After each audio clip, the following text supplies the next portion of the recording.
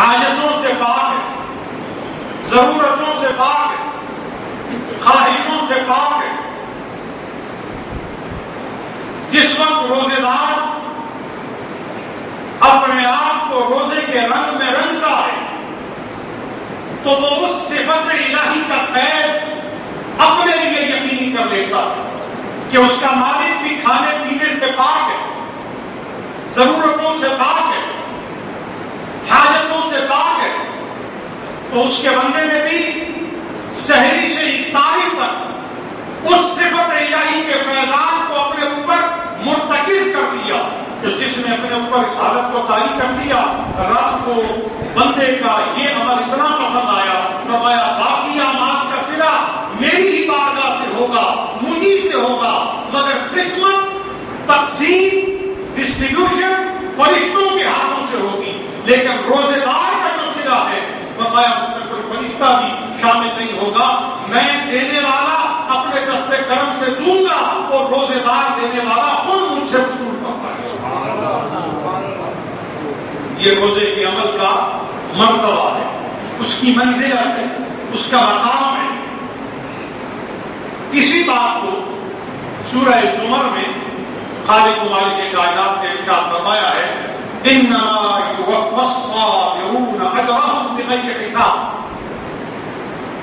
روزہ منزل صبر کی طرف لے کے جاتا ہے، روزہ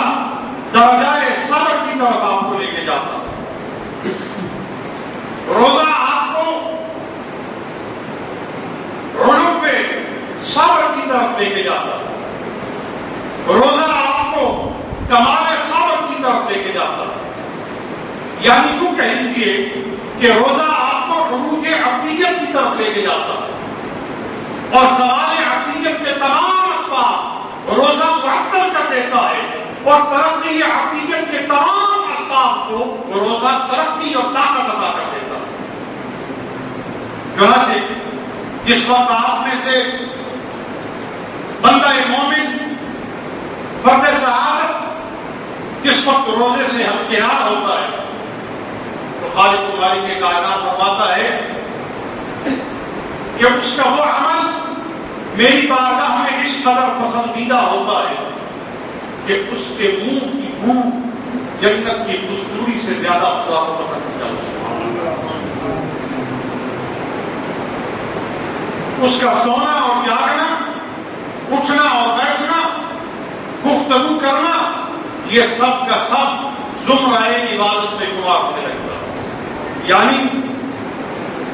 آپ یوں سمجھ لیجیے کہ روزہ ایک ایسا عمل ہے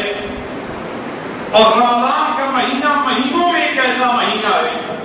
جو بندے کو غفلت، شکست اور حبوط اور زوال اور تمام قسم کے تعطلات سے نکال کر اس کو اس حال سے رنگ دیتا ہے جو بندگان خدا کے لیے خاص فرمایا گیا ہوتا ہے۔ اس مہینے میں ہر شخص کی زبان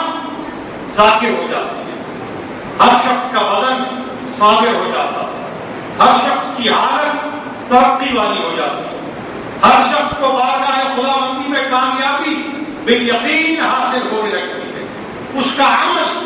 اس قدر بارگاہ خداوندی میں مقبول ہوتا ہے کہ خالق و مالک کائنات اپنے دست کرم سے اس کا صلہ عطا فرمانے کا مجدہ عطا فرماتے ہیں۔ لہذا چاہیے کہ ان اسباب کو، ان موجبات کو، ان نکات کو، ان مقاصد کو ہم سمجھ لیں جن سے روزے کا حسن پیدا ہوتا ہے، جن سے روزے کا ادب نصیب ہوتا ہے، جن سے روزے کے عمل میں ترقی پیدا ہوتی ہے، جن سے روح کو کامیابی اور عین باطن کو صلاحیت دیدار نصیب ہوتی ہے۔ حضرت خواجہ خواجگاں حضرت خواجہ عبداللہ تستری علیہ الرحمہ ان اولیاء میں سے ایک ہے جن کو بارگاہ خداوندی میں خاص مقام اور رتبہ حاصل تھا۔ آپ علیہ الرحمہ کے حوالے سے وَمَعَهُ جَمِيعُ أَوْلِيَاءِ اللَّهِ عَلَيْهِمُ الرَّحْمَةُ کے حوالے سے آتا ہے کہ آپ کی زندگی کا معمول کیا تھا کہ آپ 15 دن میں ایک دفعہ کھانا کھاتے. اللہ 15 دن میں ایک مرتبہ کھانا کھاتے. لیکن جب رمضان المبارک کا مہینہ آتا تو آپ رمضان بھر میں ایک لقمہ صرف لیتے. اور بعض روایات میں یہاں تک بھی آیا ہے کہ آپ صرف پانی سے ہی سحری اور افطاری کرتے. صالحین سے پوچھا گیا کہ اس کا سبب کیا ہے کہ کھانے کی قلت کیوں انہوں نے کی، بلکہ تصوف کے 4 اصول جو ہیں قلت طعام، قلت کلام، قلت بنا اور قلت اختلاف بہوا. ان میں یہ قلت طعام ایک اصول ہے، ایک ضابطہ ہے، کھانا کم کھانا. روایات میں نقل کیا گیا ہے کہ اللہ کریم نے جب مخلوقات میں نفس کو خلق کیا تو اس کو 50 برس کے قریب اور ایک روایت میں 100 برس کے قریب اس کو گرمی میں رکھا، آگ میں رکھا. 50 یا 100 برس کے بعد جب اس کو وہاں سے برآمد کیا گیا، پوچھا تیرا کیا حال ہے، تو اس میں انانیت، غرور اور تکبر ٹوٹ ٹوٹ کے بھرا ہوا. پھر 50 برس یا 100 برس نفس کو برودت میں، ٹھنڈک میں رکھا ہے. نقطۂ انجماد سے بھی کئی گنا زیادہ نیچے درجے کی ٹھنڈک اس میں رکھا ہے. پھر 50 یا 100 برس کے بعد جب نفس کو وہاں سے برآمد کیا گیا، پوچھا بتا تیرا کیا حال ہے. روایات میں آتا ہے کہ نفس ٹھنڈک میں 50 یا 100 برس گزارنے کے باوجود غرور اور تکبر اور عناد میں بھرپور تھا. پھر اللہ کریم نے اس نفس کو 50 یا 100 برس کے قریب دھوپ میں رکھا اور 50 یا 100 برس کے بعد نفس کو حالے جو سے نکالا گیا، بھوک کی حالت سے نکالا گیا. پوچھا اب تیرا حال کیا ہے؟ کہا اب مجھے اپنی خبر نہیں، بس تو ہی. تو گویا نفس کی انانیت، نفس کی حالت تکبر، جو نفس ہے اس کی سرکشی اور طاغوتیت اگر ختم ہو سکتی ہے تو وہ بھوک کے پیرائے سے ختم ہو سکتی ہے. اس واسطے امت مسلمہ کے افراد کے نفس کو طغیان سے بچانے کے لیے، بغاوت سے بچانے کے لیے، تعصب سے بچانے کے لیے، نفرت کے پہلوؤں سے اسے الگ کرنے کے لیے، رذائل اور عیوب سے اسے نکال باہر کرنے کے لیے اللہ کریم نے امت محمدیہ علی صاحب الصلاۃ والتسلیم کے لیے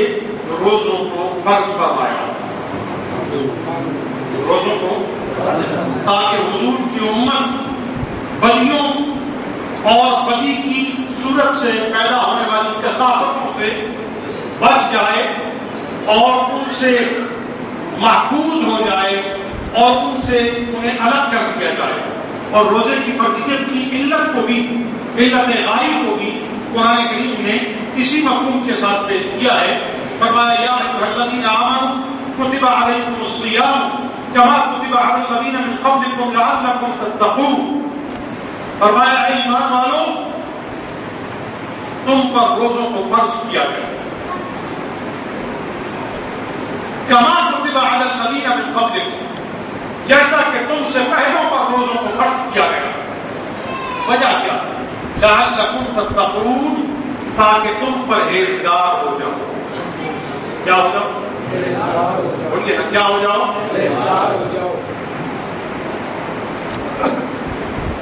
غور تو کیجیے، آپ کو جتنے بندگانے بارگاہ خداوندی کے احوال کرنے کو ملیں گے، ان میں کوئی ایک بندہ بھی ایسا آپ کو نہیں ملے گا جس نے منزل صوم کو طے نہ کیا ہو، جس نے روزہ نہ رکھا ہو، جس نے ترقی اور کمال پاتے ہوئے روزے سے استغنا کیا ہو، وہ روزے سے اپنے آپ کو بری رکھ چکا ہو، ایسا کوئی نہیں ملے گا۔ بلکہ ہمارے شیخ، ہمارے مخدوم، ہمارے کریم،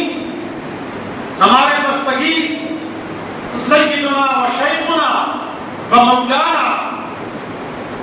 محی الدین عبد القادر الحسنی والحسینی الجیلی البغدادی رضی اللہ تعالی عنہ کے حوالے سے کتب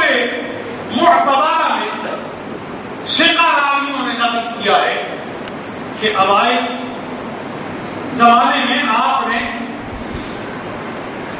زمانہ تحصیل علم میں آپ نے، زمانہ مجاہدہ میں آپ نے، زمانہ ریاضت میں آپ نے کس قدر روزے کا اہتمام فرمایا۔ آپ فرماتے ہیں کہ میں نے برج عجمی میں، بقا شریف میں 11 برج، اور ان 11 برجوں میں برج عجمی سب سے زیادہ مشہور ہے، اور ان برجوں میں انبیاء نے، صالحین نے، متقین نے، کاملین نے ریاضتیں کی، دن اور رات برسوں میں ان برجوں کے اندر انہوں نے بسر فرمائی اور یاد الہی کی ضربیں لگائی، تنہائیاں اختیار کی۔ لیکن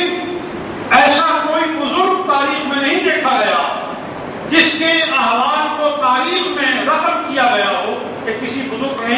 11 کے 11 برجوں میں عبادت کی ہو۔ وہ صرف اور صرف خاتون جنت کے شہزادے امام حسن کے صاحبزادے اور والدہ کی طرف سے حضرت امام حسین کے دل پارے سیدنا شیخ عبد القادر جیلانی ہی واحد وہ فرد فرید ہیں جنہوں نے 11 کے 11 یعنی اول سے 11ویں تک تمام برجوں میں عبادت کی ہے، دن اور رات بسر کیے ہیں، سردی اور گرمی بسر کی ہے، صبح و شام بسر کی ہے، تنگی آسانی کے وقت کو گزارا ہے اور اپنے رب کی رضاؤں کی منزلوں کو پایا۔ نعرہ تکبیر، نعرہ رسالت، نعرہ حیدری، نعرہ غوثیہ۔ چنانچہ آپ رضی اللہ تعالیٰ عنہ فرماتے ہیں کہ زمانہ طالب علمی میں جب کسب علم کے لیے بغداد کی طرف آیا تو آپ مدرسے کا کھانا نہیں کھایا کرتے، اس کے مدرسے کا زکات اور خیرات اور صدقہ کے مال سے کھانا بنتا تھا، اور آپ سیدزادے خاتون جنت کے شہزادے اولاد رسول پر صدقہ اور زکات حرام ہے، تو آپ کے کھانے پینے کے لیے خرچہ گھر سے آتا تھا۔ فرماتے ہیں ایک بار ایسا ہوا کہ گھر سے خرچہ آنے میں تاخیر ہو گئی، اور ویسے علماء نے لکھا ہے کہ اگر طالب علم کتنا غنی اور امیر ہی کیوں نہ ہو، اگر وہ دین حاصل کرنے کے لیے، علم دین کی تحصیل کے لیے مدرسہ میں چلا گیا تو اب وہ زکات کی رقم کھا سکتا ہے، صدقہ کی رقم سے مال جو اکٹھا ہوتا ہے اور اس سے جو کھانا پکتا ہے وہ کھا سکتا ہے کیونکہ وہ مسافر ہے، اس لیے اس پر اس کا استعمال ممنوع نہیں ہوگا، یہ فتویٰ ہے۔ لیکن سیدنا غوث اعظم رضی اللہ تعالیٰ عنہ نے اس رخصت پر عمل نہیں کیا، عزیمت پر عمل کیا ہے، اور وہ کیا کہ باوجود ہے کہ شریعت میں میرے لیے رخصت ہے کہ میں اس سے فائدہ اٹھاؤں،